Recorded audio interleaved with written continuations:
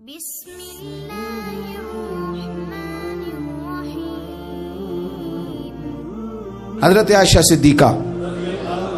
رضی اللہ تعالیٰ عنہ فرماتی ہیں ایک عورت تھی اور اسے نبی پاک صلی اللہ تعالیٰ علیہ وسلم نے وہ کلمہ پڑھ کے مسلمان ہوئی، مدینہ طیبہ آ گئی تو حضور نے مسجد نبوی شریف میں اس کے لیے مکان، ایک سادہ سا کمرہ ساتھ مسجد کے بنوا دیا، وہیں رہنے لگی۔ اکثر وہ سیدہ طیبہ کے پاس آتی تو حضرت عائشہ صدیقہ رضی اللہ تعالیٰ عنہ فرماتی ہیں وہ بڑی باتیں سناتی اور آخر میں کہتی وہ ہار والا دن بھی بڑا عجیب دن تھا اور میرے رب کی قدرتوں کا دن تھا، وہ بھی بڑا عجیب دن تھا۔ سیدہ عائشہ صدیقہ رضی اللہ تعالیٰ عنہ ایک دن فرمانے لگی کہ تو ہار والے دن کا بڑا ذکر کرتی ہے، وہ کیا دن تھا؟ تو خاتون کہنے لگی اماں جی وہ دن تھا جب میرے رب پر بھروسہ اور مضبوط ہو گیا،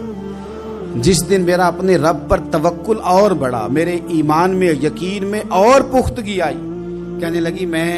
ایک گھر کی کنیز تھی، نوکرانی تھی، اس گھر میں ایک بچی تھی جس کے پاس سونے چاندی ہیرے جواہرات کا ہار تھا۔ اس زمانے میں چمڑے کے اوپر لوگ ہیرے جواہرات لگاتے تھے، کئی دفعہ سرخ رنگ کے چمڑے پہ لگائے جاتے تھے، وہ بچی پہنتی تھی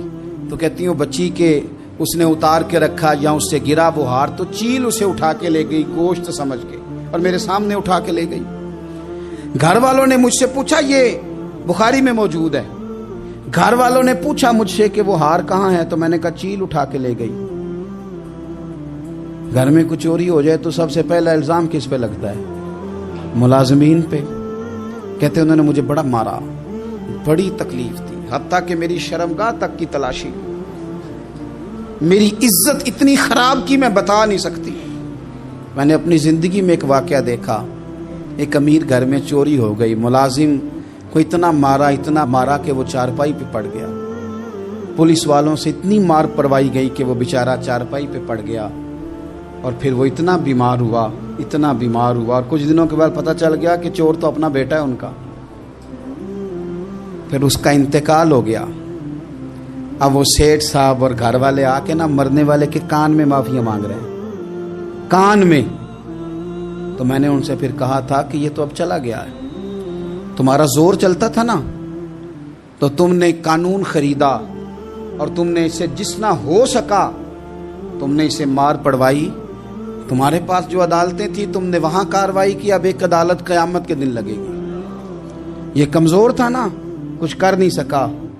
میرے نبی پاک صلی اللہ علیہ وسلم نے فرمایا سن لو، اگر سینگ والی بکری نے بغیر سینگ والی بکری کو تکلیف دی ہوگی تو قیامت کے دن اسے بھی بدلہ دینا پڑے گا کہ تیرے پاس سینگ تھے اور تو نے اسے مارا تھا۔ وہ خاتون عرض کرتی ہے سیدہ عائشہ کی خدمت میں کہ مجھے بڑا مارا، مجھے تکلیف دی، میں کہہ رہی تھی کہ میرے سامنے چیل لے گئی ہے پر وہ نہیں مان رہے تھے، اماں جی انہوں نے مجھے بڑا مارا۔ حضرت عائشہ صدیقہ کہتی ہیں پھر کیا ہوا؟ کہنے لگی اماں جی جب کوئی میرا مددگار نہ رہا، مجھے تکلیف دے رہے تھے، رسوا کر رہے تھے، تو میں نے اپنے رب سے مدد چاہی، میرے رب کی طرف میں نے توجہ کی، میں نے کہا مالک اب تو ہی میرا مددگار ہے۔ کہتی ہے وہ مجھے مار رہے تھے تو وہ چیل جو ہار لے گئی تھی وہی لے کے واپس آ گئی اور ہمارے سروں کے قریب لا کے اس نے جب اس ہار کو پھینکا وہ مجھے چھوڑ کے سائیڈ پہ ہوئے، وہ میری بے گناہی جان گئے، لیکن آپ کو بتاؤں اس دن سے میرا اپنے رب پر یقین اور بڑھ گیا۔ مجھے سمجھ آ گئی کہ جب انسان پورا ٹوٹ جاتا ہے اور جب کوئی چاروں جانب اس کا مددگار نہیں ہوتا تو رب تو ہوتا ہے اللہ تو اس کا مددگار ہوتا ہے وہ تو پھر اپنے اس بندے کی مدد کرتا ہے پھر وہ تو توانائی دیتا ہے وہ تنہا نہیں چھوڑتا،